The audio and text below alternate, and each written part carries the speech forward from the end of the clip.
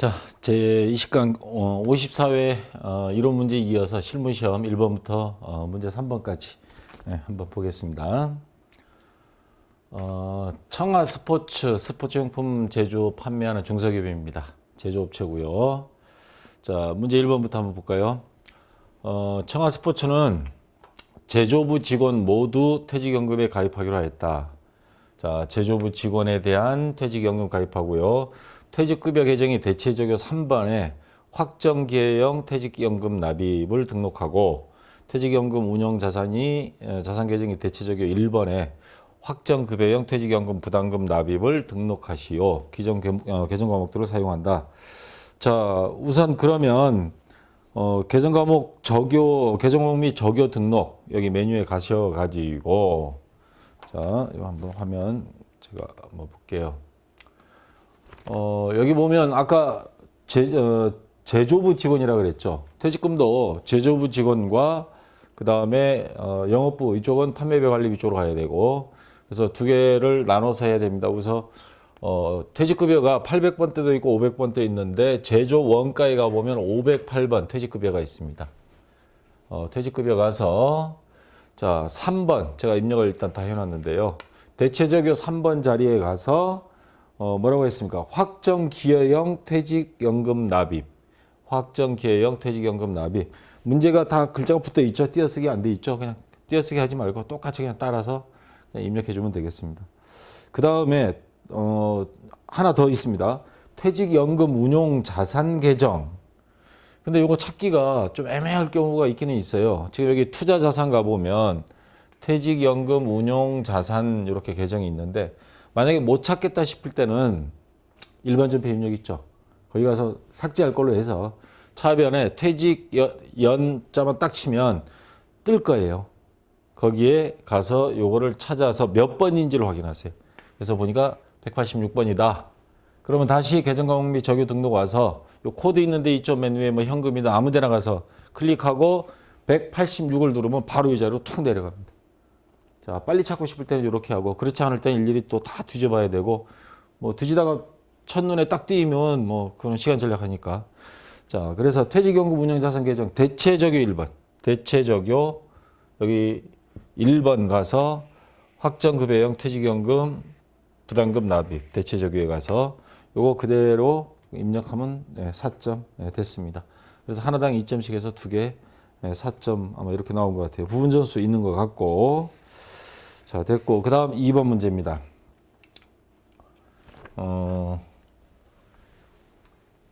자, 회사 등록 메뉴 문제가 나왔는데요. 다음 사항을 수정하시오 해서 3점. 주식회사 청아스포츠는 이사회 결의에 따라 2013년 3월 1일 사장이 잘리고 새로 대표이사가 취임했습니다. 대표이사 송선화. 지금 여러분들 메뉴에 가보면 회사 등록 메뉴에 가보면 여기 대표자명이 김성원으로 돼 있죠. 이거를 송선화. 그리고 주민등록번호 김성원 주민등록번호고 이거는 송선화 주민등록번호. 와이프 같은데 남편을 내쫓아버린 것 같은데요. 자, 송선화 이름하고 주민등록번호 이렇게 바꿔서 입력하면 되겠습니다. 줄 바꿔야 되고요. 그래 자동 저장됩니다. 자, 3번 문제.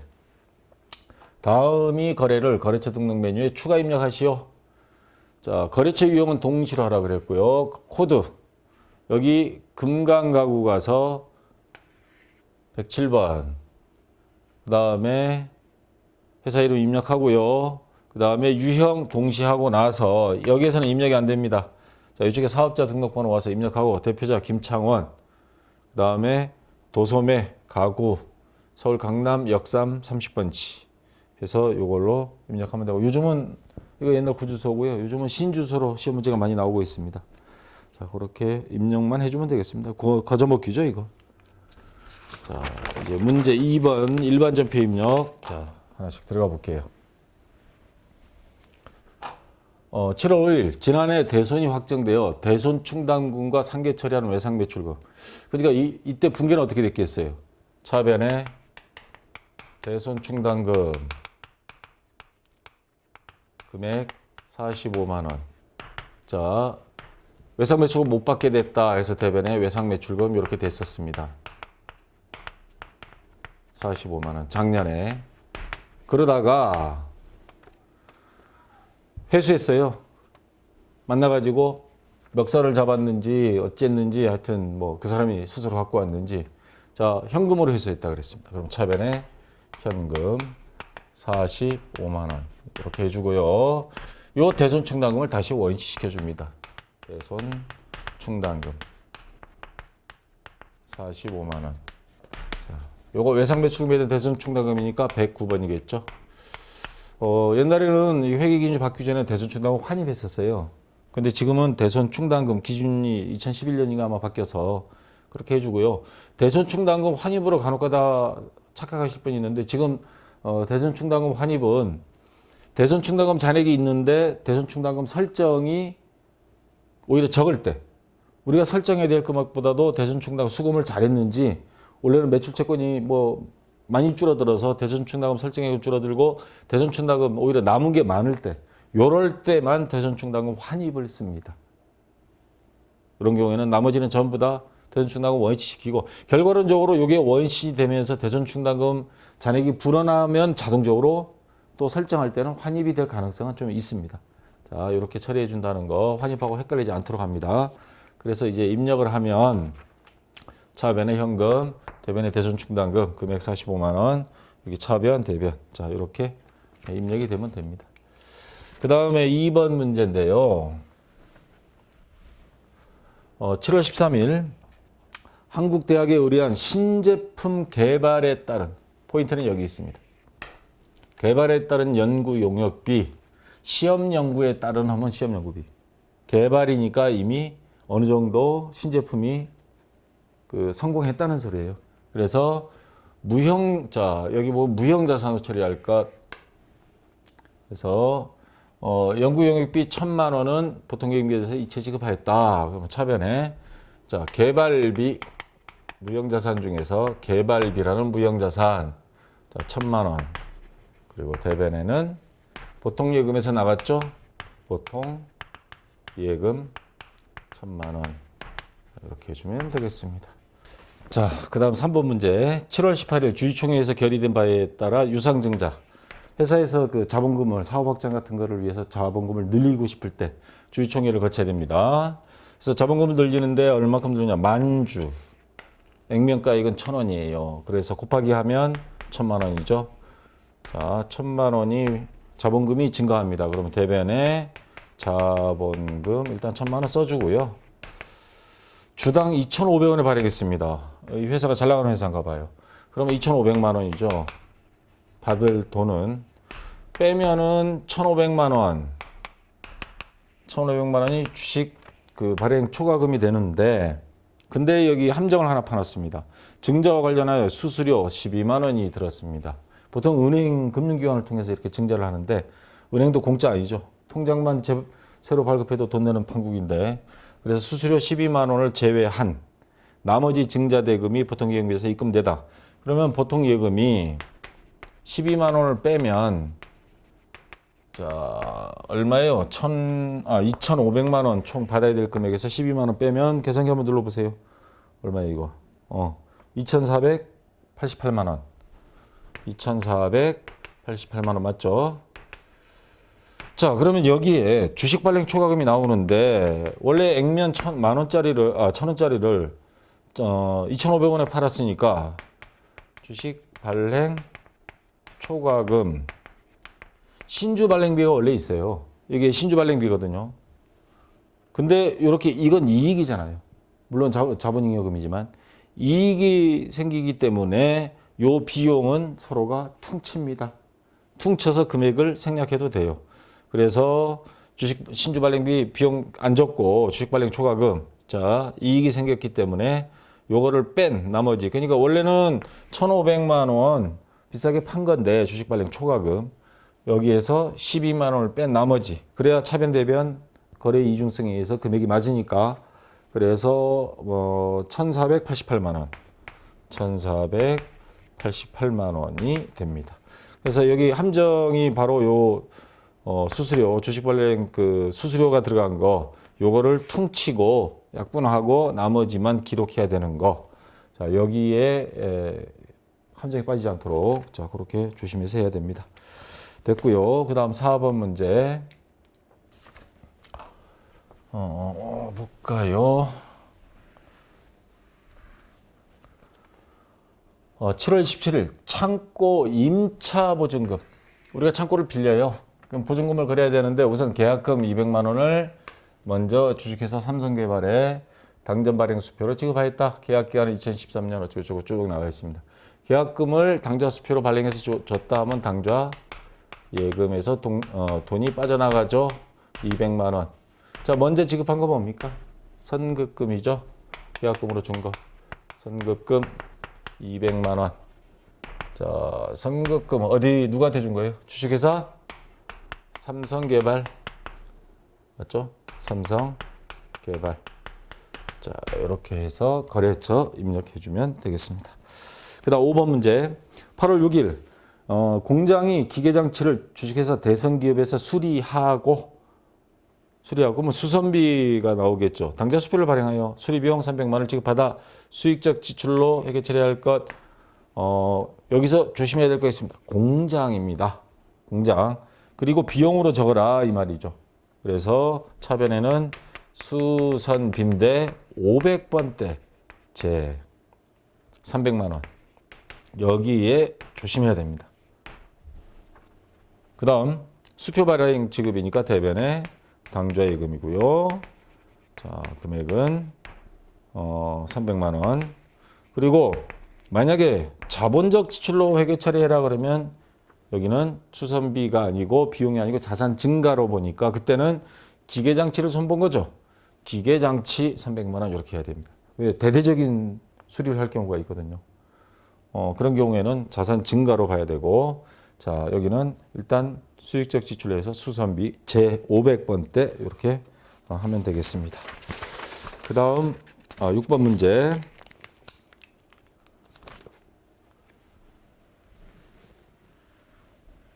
자, 이거는 유형자산에 대한 분계 문제인데요. 9월 8일 공장 건물을 신축하기 위해 외부로부터 취득한 토지 5천만 원에 대해 토지를 이미 취득한 겁니다. 근데 건물 신축을 포기하게 됐습니다. 아마 경기가 안 좋거나 야, 이 사업 확장이고 취소하자. 그래서 토지 보유 목적을 지가 상승을 목적으로 그러니까 투기 목적으로 투자 자산으로 변경하였다. 이거 안 하고 이거 하게 되면 단점은 뭐냐면 세금 왕창 냅니다. 영업용 그 토지가 아니기 때문에 그래도 해야 되는 게 영업용으로 토지를 매입하게 되면 그 신고를 하거든요. 그래서 기간이 있습니다. 뭐 2년인가 4년인가 안 짓게 되면 자동적으로 벌금이 나와 버리니까 그래서 그러면 토지라는 자산을 없애줍니다. 5천만 원. 그리고 요거를 투자 자산으로 변경한다 그러면 투자 투자 부동산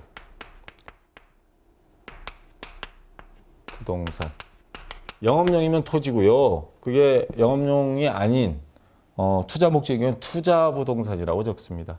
그래서 5천만 원. 자, 이렇게 변경만 해주면 되겠습니다. 그렇게 뭐 특이한 건 없고요. 자, 그 다음에 이제 매입 매출 전표 입력으로 가볼까요? 여러분 교재는 82쪽입니다. 9월 17일 원재료 납품업체 2 공장 건물 준공식에 쌀 10포대 한 포대당 4만 원. 그러면 얼마예요? 40만 원어치. 선물했습니다. 그럼 접대비죠. 근데 접대비까지는 알겠는데 여기 원재료 납품업체입니다. 그럼 접대비도 500번대 있고 800번대가 있어요. 영업하기 위해 영업부에서 접대할 수도 있고 대부분 뭐 영업부가 대부분이죠. 공장 원재료 납품업체면 이거는 제조 원가로 집어넣어야 됩니다. 그래서 500번대로 넣습니다.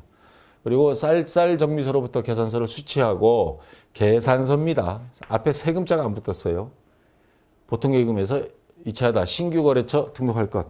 여러분 입력하다가 거래처 갔을 때는 분개할 때 거래처 가서 그 신규 등록 누르면 거래처 입력하면 그 코드 번호 자리에서 플러스 키 누르고 그 다음에 가서 거래처 딱 누르면 없으면 검색해서 없으면 신규 등록이 있습니다. 밑에 그거 화면이 뜨면 신규 등록해 주면 됩니다. 거기 나와 있는 그 코드 260, 상호, 쌀쌀정미소, 사업자 등록번호, 대표자 정미, 요 네 가지만 딱 입력하면 되고요. 자, 여기 유형에 가서 이제 조심해야 될 게 있습니다. 쌀은 면세품이죠, 이거. 그리고 쌀을 우리가 구입해서 선물한 거죠. 그러니까 매입하게 되면 자, 500번대 매출 매입 중에서 매입 쪽에 500번대 가서 면세입니다. 유형은 면세고요. 면세 몇 번이죠? 53번. 공급가액은 40만 원이고 그리고 면세품이기 때문에 세금은 없습니다. 왜? 도서, 출판, 그 다음에 농수축산물, 가공하지 않은 거 이런 것들은 다 면세죠. 거래처는 어디예요? 쌀쌀정미소, 네, 정미소. 그 다음에 전자는 없습니다. 분계는 자 해보면 알죠. 보통 예금에서 이체하다 그러면 대변에 보통 예금 금액은 40만 원. 그리고 접대비 요거 공장 거래처니까 원재료 그래서 500번대 40만 원. 자, 요거는 혼합이 되겠죠. 분계 유형은. 그래서 입력해 주면 되겠습니다. 됐고요. 그다음 2번 문제.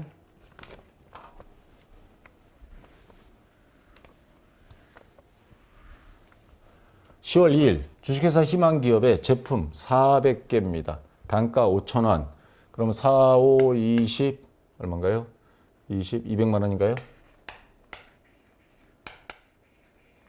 그리고 부가세 별도. 자, 여기에 세금 20만 원 있습니다. 매출하고 그러면 100번대죠. 전자세금계산서 받았습니다. 전자는 여고요. 자, 거래처는 주식회사 희망. 금액은 200만 원, 부가세 20만 원. 그리고 거래 유형은 뭐가 될까요? 매출하고 그리고 뭐 특이한 거 없죠. 영세, 면세 뭐 이런 거 없죠. 자, 그러면 그냥 과세입니다. 과세. 몇 번이죠? 11번. 11번. 자, 분견을 해보면 알겠죠. 자, 우선 제품을 팔았죠. 제품 매출한 금액은 200만 원. 200만 원이 맞나? 맞죠. 그 다음에 세금 별도로 받았습니다. 그러면 세금 받은 거 부가세 예수금이죠. 나중에 이거 우리가 받아서 세무서에 납부해야 됩니다. 예수금. 그리고 대금 중 80만 원 수원상사 발행 어음을 받고 받으러 얼마요? 80만 원. 자, 이거 거래처 바꿔줘야 됩니다. 쌀쌀정미소 주식회사 희망이지만 수원상사 발행 받을 어음이에요. 수원상사 어음은 잔액은 외상으로 하다. 그럼 뭐예요? 외상 매출금 얼마죠? 140만 원. 그러면 합계 220 맞죠? 자, 분계는 혼합입니다. 그래서 여기 거래처도 그냥 요거 입력하면 다 주식회사 희망으로 다 뜨는데 근데 요거는 고쳐줘야 된다는 거. 왜냐하면 이 어음이 수원상사 발행 어음을 받은 거기 때문에 그래서 요런 것만 함정에 빠지지 않도록 조심해야 됩니다. 여기는 안 적은 이유가 요걸로 다 만들어져요. 자동적으로. 자, 그렇게 하면 되고요. 그 다음에 3번 문제.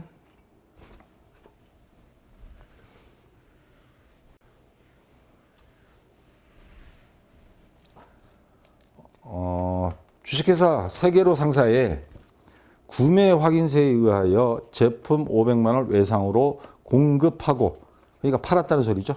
팔았고 영세율 전자세금계산서를 받았다. 교부하다. 영세 나왔습니다. 판매에서 영세니까 12번 되겠죠. 12번 영세. 자, 공급가액은 500만 원. 부가세는 없습니다. 영세니까 0%니까 전자세금계산서 받았죠. 전자.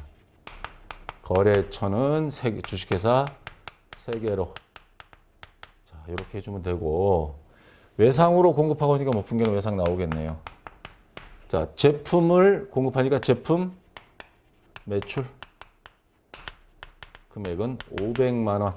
세금 없으니까 편하죠. 바로 외상 매출금 500만 원. 자, 이렇게 해주면 됩니다. 자, 특이한 건 없고요. 그 다음에 4번 문제.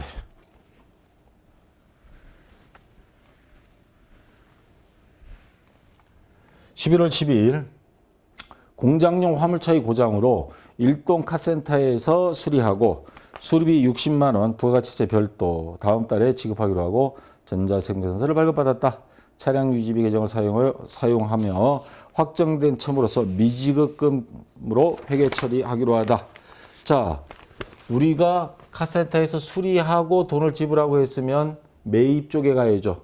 매입 쪽에 가서 세금 계산서 다 받았어요. 그러면 특별한 사항 없죠. 그러면 과세 51번. 매입 유형의 51번 과세고요. 전자세금 계산서 받았습니다. 전자여 됐고요. 자, 부가세는 60만 원 부가세 별도 부가세 6만 원. 수리비 60만 원 됐고. 거래처 어디요? 1등 카센터. 1등 카센터. 분계는 한번 해보면 알겠죠? 자, 혼합이 나올 것 같은데요. 자, 그럼 하나씩 해보겠습니다. 수리비 60만 원을 다음 달에 지급하기로 하고 차량 유지비 계정을 사용하여 처리해라. 차변에 차량 유지비. 그리고 요 분기할 때 비용이 나오면요. 반드시 확인해야 되는 게 영업 분야 어디냐. 공장용이다. 그러면 제500번대. 이거 조심해야 됩니다. 그래서 차량 유지비 자 60만 원. 자, 요거 맞죠? 60만 원.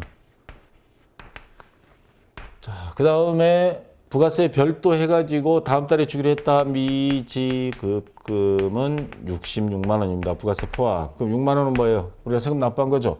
세금 포함해서 부가세 대급금 6만 원. 자, 이렇게 해 줘야 됩니다. 입력하시면 되고요. 그 다음 5번 문제.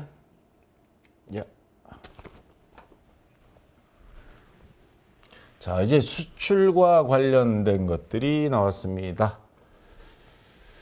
수출을 하기 위해서 재료를 매입했어요. 자, 5번 문제.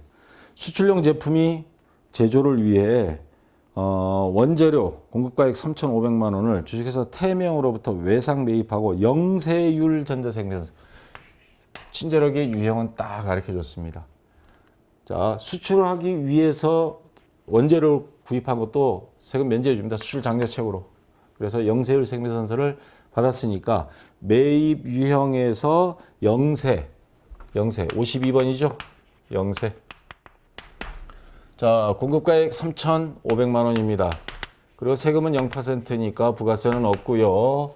거래처는 어디입니까? 태명.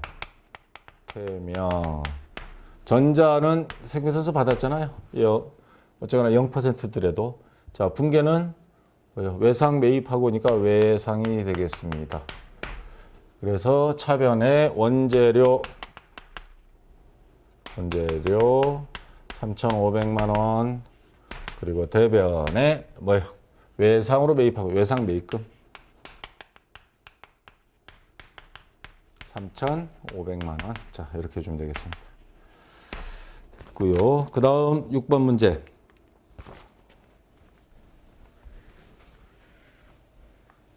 (11월 20일) 내년 여름을 대비하기 위하여 주식회사 시원으로부터 사무실에 에어컨 5대 대당 150만 원.